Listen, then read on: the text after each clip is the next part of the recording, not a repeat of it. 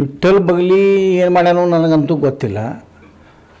ನಮ್ಮ ಕ್ಷೇತ್ರದಲ್ಲಿ ನಾವು ನಿಮಗೆ ವಿನಂತಿ ಏನು ಮಾಡ್ಕೊತೀನಪ್ಪ ಅಂದರೆ, ಒಬ್ಬ ಮೆಂಬರ್ ಆಗಲಿ ಅಥವಾ ಫಲಾನುಭವಿ ಆಗಲಿ ಬಂದು ಕಟಗಲಗೊಂಡವ್ರು ರೊಕ್ಕ ತೊಗೊಂಡಾರ ಅಂತ ಹೇಳಿದ್ರೆ ನನ್ನ ಕ್ಷೇತ್ರದ ಪ್ರತಿನಿಧಿತ್ವಕ್ಕೆ ರಾಜೀನಾಮೆ ಕೊಡ್ತೀನಿ. ಅಷ್ಟು ಗ್ಯಾರಂಟಿ ಅಷ್ಟು ಶ್ಯೂರ್ ಇದ್ದೀನಿ ನಾನು.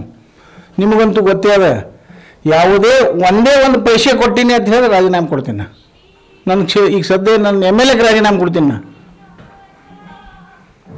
ಈ ವಿಠ್ಠಲ್ ಬಗಲಿ ನಿಮ್ಮ ಆಪ್ತ ಸಹಾಯಕರ ಕೆಲಸ ಮಾಡ್ತಾನೆ, ಆಪ್ತ ಸಹಾಯಕ ಕೆಲಸ ಮಾಡ್ತಾನೆ. ಅವ್ನು ಮೊದಲು ಬೂಸ್ನೂರವ್ರು ಬಲ್ಲಿದ್ದ.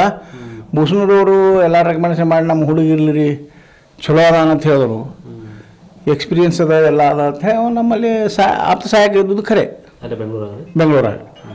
ಇಲ್ಲಿ ಮಾತ್ರ ಇಲ್ಲ.